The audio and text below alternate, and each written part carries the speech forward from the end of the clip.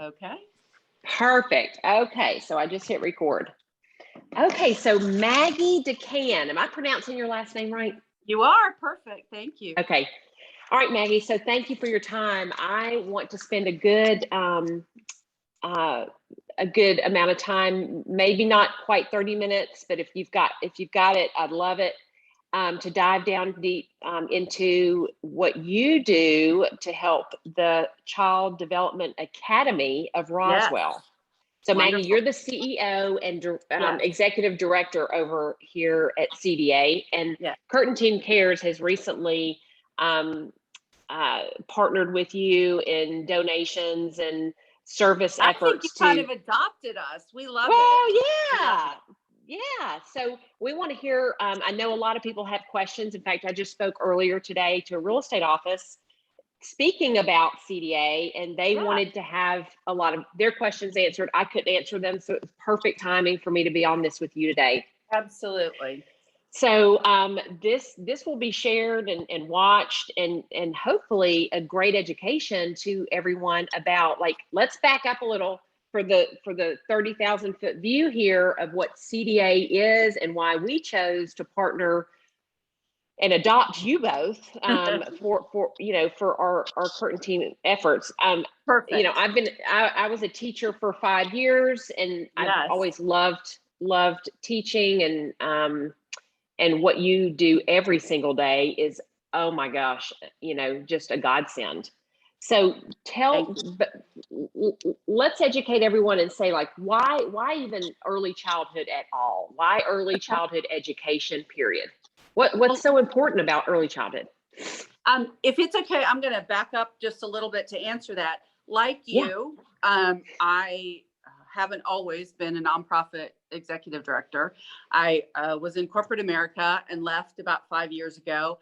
And I thought that I wanted to do something. I knew I wanted to work in the nonprofit world, but I thought I wanted to do food insecurity or women in leadership or mental health. I thought those were my three biggies. But so the CDA opportunity came open, and as I researched how important early education is and what a root cause solution it can be to every issue that we face, it became really compelling to me, and very compelling for people who are looking to really make the most impact with their good.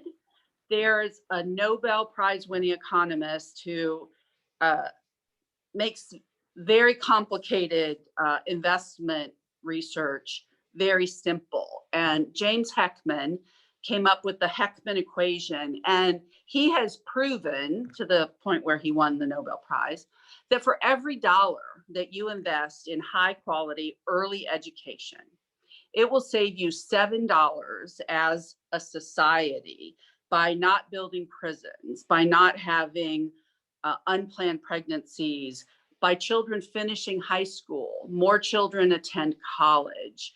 It even stabilizes families. It's really incredible. If you take that same dollar and apply it to just children who are at risk, maybe children whose parents are in vulnerable situations around food insecurity, paying the monthly bills, it actually returns $13. So there is no better investment that society can make than in its children. And so if you want children to not be bullies and have better mental health later, you really need to get them. I think even in corporate, I used to say things like, you are who you are by kindergarten. And I didn't realize how true that is. It is so important what you do with children between 0 and 5. You have the opportunity to make a difference like you really never have again. So that is why our passion here and our board's passion, and really we're 54 years old, North Fulton's passion around providing something that most communities don't have. And that's a place where almost over 200 children a year can come and get high quality early education. Wow. And we've seen obviously your campus. It is such a cute little tiny town over there, a little It mini is. microcosm of Roswell. It's So great. you said North Fulton, like what is the need in North Fulton? Like the need here specifically? That's a great question. And I think people are surprised to learn that even in these stellar blue chip elementary schools that we have in all of our communities, 35% of the children who start kindergarten have never attended high quality early education centers or have no meaningful preschool at all. So if you think about, you're a typical PTA mom, I was a typical PTA mom. You think about your child and what you've done for your child, whether it's, Primrose Academy or St. David's Episcopal Preschool, or wherever you send your children, you're doing great things to prepare them. But meanwhile, 35% of that child's class might never have sat in a little chair and been asked to be quiet for 15 minutes, might never have held a little tiny scissors or know about hanging your backpack up in a cubby when you come home, or rolling out your mat and going to sleep for a few minutes in the afternoon.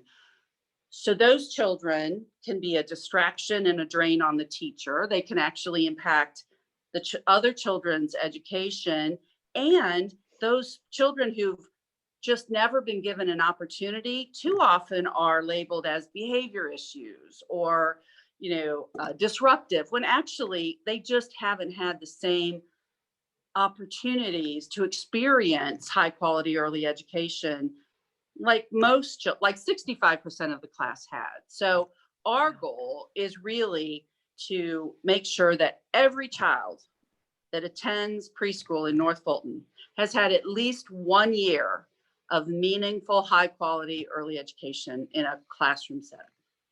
That is fantastic. Wow. It would So make such a difference. Now, what's the history of CDA? So we're kind of getting a little more into how long have you been here, and why did you get created?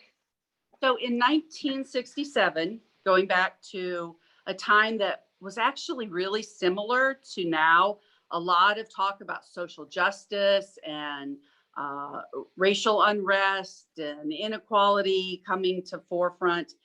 A little girl died in the Groveway. So you've been over here, you've seen our community. You're on Grove Way, like literally Yes. your street is Grove Way. And Yes. this little girl, I'm sorry to interrupt. Nope, 2 years old. She died of starvation, malnutrition.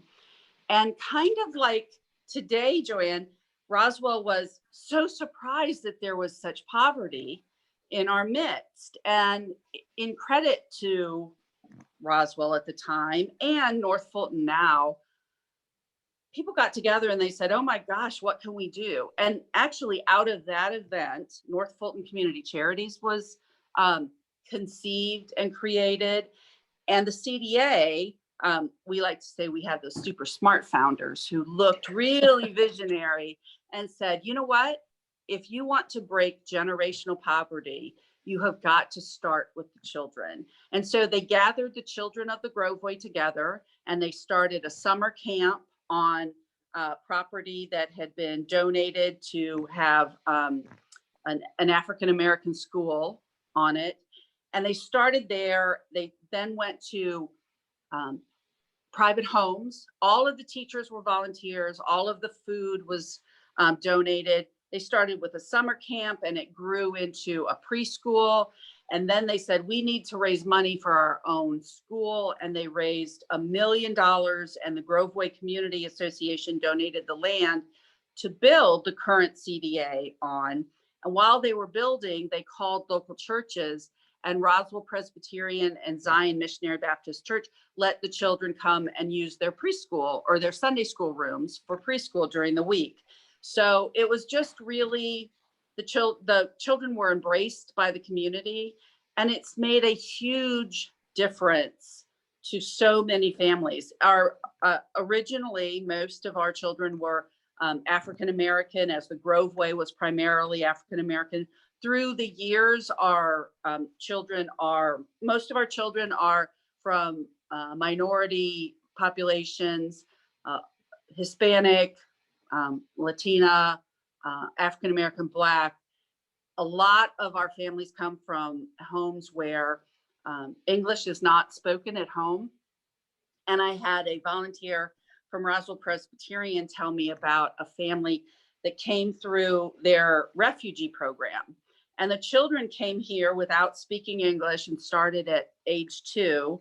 But by the time they were in pre-K, not only did the children speak beautiful English, the children had taught their families at home to speak English. And it's just, it's 4 acres in the middle of beautiful Roswell, right near Canton Street, that really just does so much amazing work. So we're so appreciative of this opportunity to brag on ourselves. So I hope I'm doing it justice. You are doing it justice. Okay, so specifically some of the how many children are at CDA? How many teachers Sure. are there? Yep. What does it look like over there in your awesome building?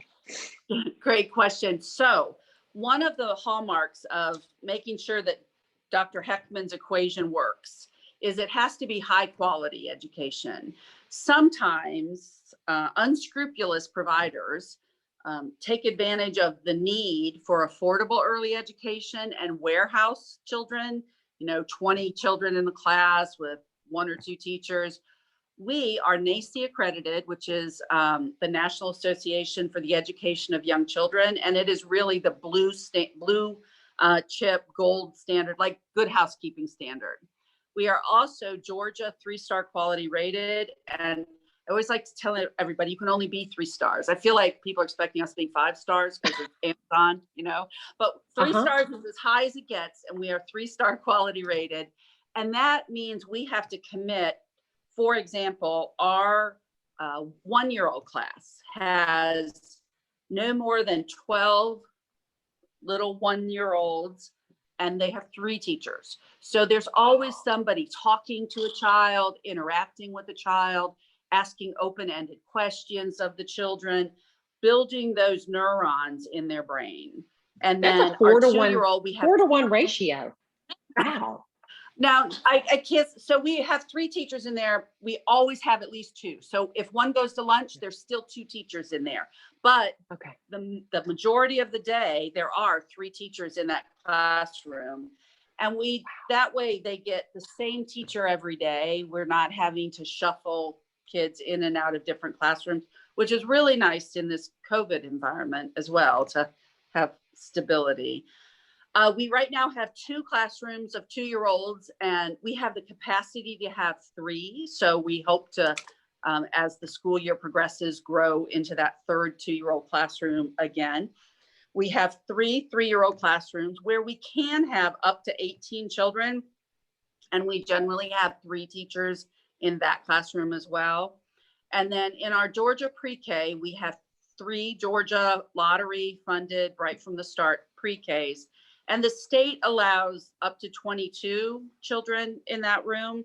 We always have 2 teachers. And when we start the year, we have 3 teachers to try and help children kind of assimilate and acclimate to being in a big class of children. But we've renovated all the classrooms over the last couple years, and so much good things. And of course, everything that we do is because someone gives. Like we are dependent upon the generosity of the community. We have corporate sponsors like you guys. We have faith-based sponsors. The Be Rich campaign at North Point couldn't be any more generous. Roswell Presbyterian, Roswell Baptist, Zion Missionary Baptist. I shouldn't start because I could never name them all. But we just have so many wonderful individual contributors, our board, and then we do 2 major fundraisers a year. One is the Down Home Derby that everybody kind of knows of. It's held Kentucky Derby weekend. It's at a horse farm. It's a really hot ticket. We never have to work hard to sell the tickets. And it's a big fundraiser. We make over $100,000, which sends a lot of kids to preschool for a day, or sends about 10 kids to preschool for a year. And then this year, for the first time ever, we're really excited to partner with you guys as well as Explorer sponsors. We are having our first ever party on our playground. And so we're going to turn our 2-acre amazing little city playground into twinkle lights and adult food and beverages, and have we're going to have a pep rally, and we're going to have cafeteria in the food in the cafeteria, and kind of evoke that feeling of being back in school, but not really being back in school. And we're excited on October 23rd to launch our party on our playground with your support as well. So we'll see. We've never done it before. It's outdoors, so it should be safe to have. I love it. Yeah. And you've got a gorgeous playground with the trees, the shade. It's breezy back there because you're up on the hill a little bit back there on Grove Way. I mean, that's a great location. We overlook Oxbow. Yes. Yeah, that's awesome. Wow. Thanks. So what, I mean, how do people, I mean, is it word of mouth? I mean, how do people come into your development academy? I bet it's That's a great question. We do have wait lists, although we have openings right now in pre-K that we would love to get filled. There's just a lot of parents who are reluctant to send their children to big class environments yet. So that will stabilize out. We have a lot of word of mouth, and we have 2 really special positions that most preschools don't have. One is our literacy coach, Jamie Mora, who's amazing. And then the other position is our family advocate, and she works with the local schools to make sure everybody knows about us. And she sends out flyers and works with, so when Roswell North fills up for pre-K, their families are referred over here. Or if Vickery Mill or Mimosa don't have openings, or they have siblings that need spots. We also work with our sister agencies like North Fulton Community Charities, Homestretch, Family Promise, and the Drake House. So when their families need care, we try to give them a little bit of extra special attention on the wait list. And we rebranded a couple years ago. We were the Children's Development Association, and people didn't really know people who knew the CDA knew we were amazing, but people who didn't know the CDA didn't really understand that we were a preschool. So we kept our CDA that had such a great reputation and just turned it to Academy. And somebody did our rebranding work with our smiley logo for us pro bono. And it's really made a difference on letting people know that we're a school. We're right here in the middle of North Fulton County, and what we do. So, wow, that is awesome. So like, what do the kids do like throughout the day? I mean, do they have 3 meals there? They have snacks, because I know that that's where a lot of this money goes. So what are some of the great things that these kids get involved in? Spoken like a true former teacher. Tell me about the curriculum. Tell me about the day. Yeah. That's awesome. The children come in and they eat breakfast. We open at 7 a.m. and they get a healthy USDA certified nutritious breakfast. Every child also gets a healthy USDA certified nutritious lunch and a snack. And so, yes, their nutritional needs are definitely met.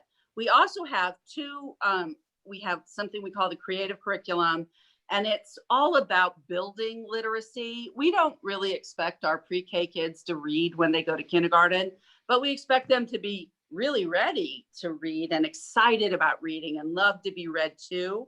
So we do that all the way from 1 to 4. Every month, our teachers change out their materials. So April is all about spring and growth and babies, and you can guess, October's about autumn and leaves, and everybody's kind of on the same curriculum. And then they have a lot of outside time in the morning, and then again in the after school programs they have afternoon care as well, but they also get a nap.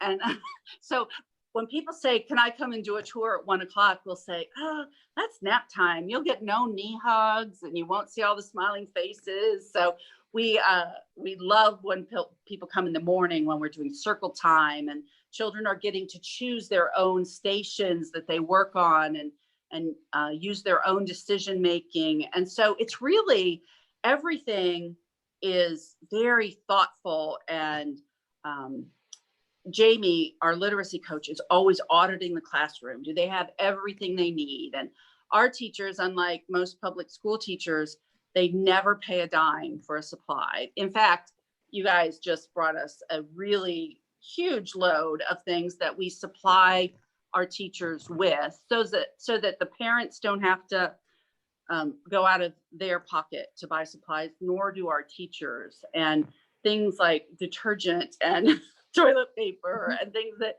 most people don't think of are just like gold to us. So we appreciate that huge bin of stuff that you brought, and the check, of course. You guys have been such generous partners. So yeah. In fact, well, I just you. got a mailer in my mail yesterday that talked about your background in learning and development, ironically, and I was like, oh, I'm talking to her tomorrow. That's so cool. Well, and you know, it's the confidence, because I always think of my kids, like, it's the confidence that they have when they know they're. One of the sweetest pictures I have of my daughter is she was going to her little pre-K class, and her lunchbox was pretty much bigger than her. And she had her little lunchbox and her pigtails, and she didn't know where she was going. They recommended a full day, even though, you know, some parents are hesitant to let them be there all day. I didn't want to leave her, but they say, no, bring every day. Kids like a routine. Yes. It builds confidence. And I mean, I was early childhood, but not that early, you know, in training, but it's the early years where all that confidence comes out. So I'm curious, like, speaking of confidence, like, what are some really proud moments that maybe your families have had or the kids have had at the school? Is there any like real proud moment that you had experienced? So I will tell you, we don't call it graduation. We call it the end of the year ceremony. But when our pre-K students, whether they've been here from the time they're 1, because you have to be 1 and walking to start at the CDA. We don't have a baby program. But those children who have been all through our program, or even the children who've just been with us for pre-K, they are so proud when they sing their song to their parents. Their class is worked on, and they I'm sorry, somebody's probably calling you. Somebody did call in. Zoom works better on my phone, I found, so I apologize for that. Yeah, that's good.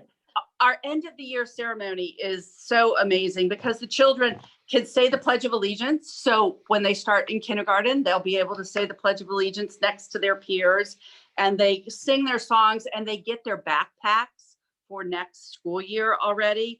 And they are just they're of course sad to leave the CDA. I'd be lying if they weren't a little nervous, but they're so proud of what they've accomplished. And parents are hugging the teachers and teachers are hugging the children.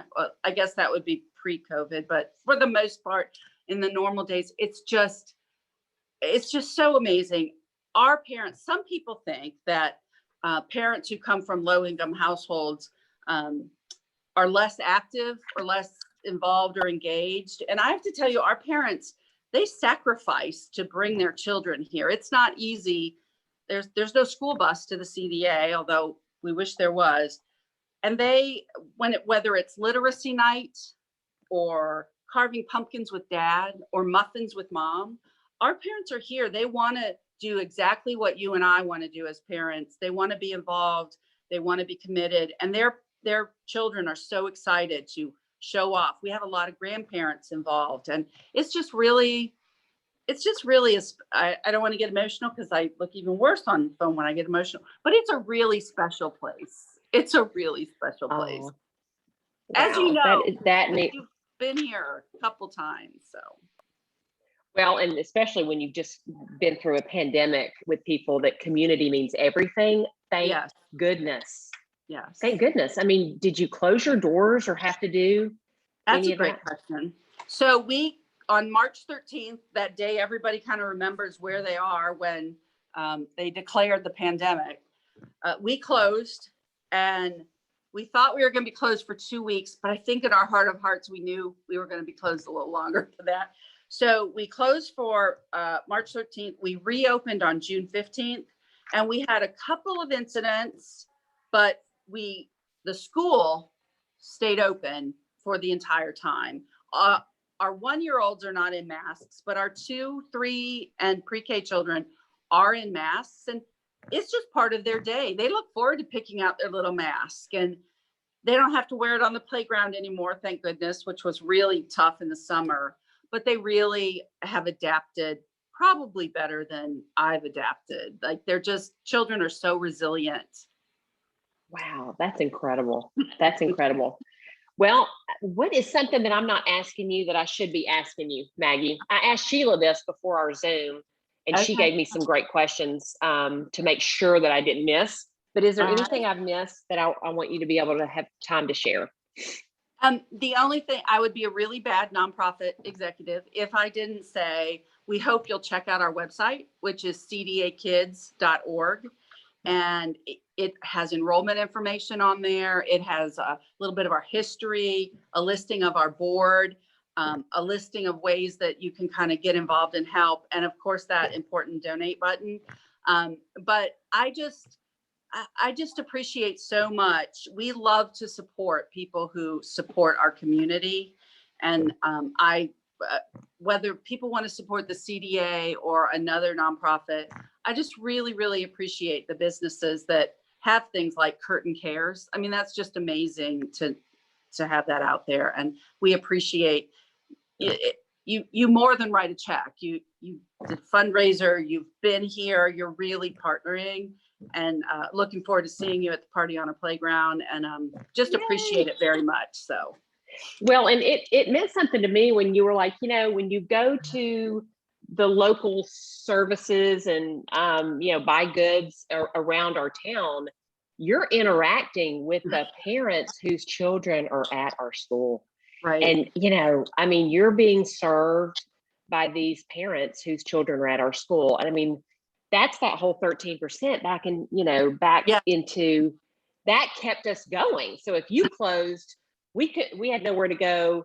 It's just a whole big circle. So that really resonated with me when I think you had shared that. So, well, this has been a pleasure. We're almost at 30 minutes. I hope it didn't take too much of your time. But yes, Curtin Team Cares, we love your organization. We'll continue to partner with you. We look forward to the playground. Yes. And just to give us an idea, you mentioned earlier when you do the Derby, it's 10,000.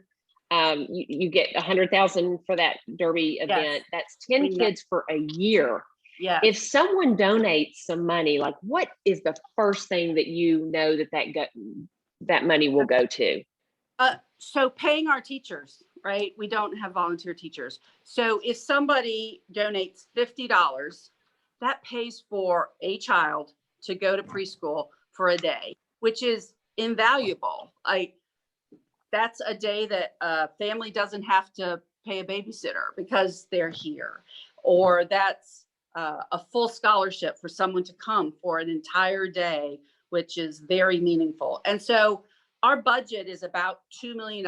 So it's a lot of days that we have to pay. And some of that comes from pre-K state funding, but so much of it comes from the generosity of the community. Or if somebody wants to pay $75, that might be all the supplies and snacks that one classroom needs for a week, as another way of kind of thinking about it.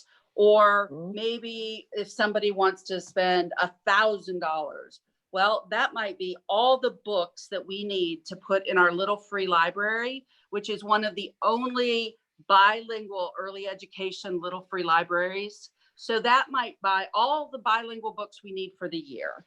So no matter what someone's passion is, because I always like to give my money to something that I really care about. We're pretty good at finding things that, okay, it would be nice to pay for a bunch of days of preschool, but what is something else you need that we can do? We can usually find something in almost anybody's budget. Wow, that's awesome. And I know you're a fan of what I think it was. Did I bring you gift card? It could have been Homestretch, but we brought a bunch of gift cards to your building. I remember. So we always use gift cards, little bottles of water, batteries, things that you don't think about, but that are very expensive. So yes, that's awesome. That is awesome. So, and you live in Roswell, Maggie. Yes. You're a native of Roswell, been here a long time, and that's keeping it all full circle. That's it is. great. My kids went to Roswell North through Roswell High School, and now they're in college. So wow, that's awesome. Well, thank you so much. A lot of questions were asked of me today, and now I have something to share to kind of follow up with some questions, and we look forward to continue to supporting you. So thanks for all that you do at the CDA, and we'll see you soon. Thanks so much, Joanna. Have a good day. Bye. Bye-bye.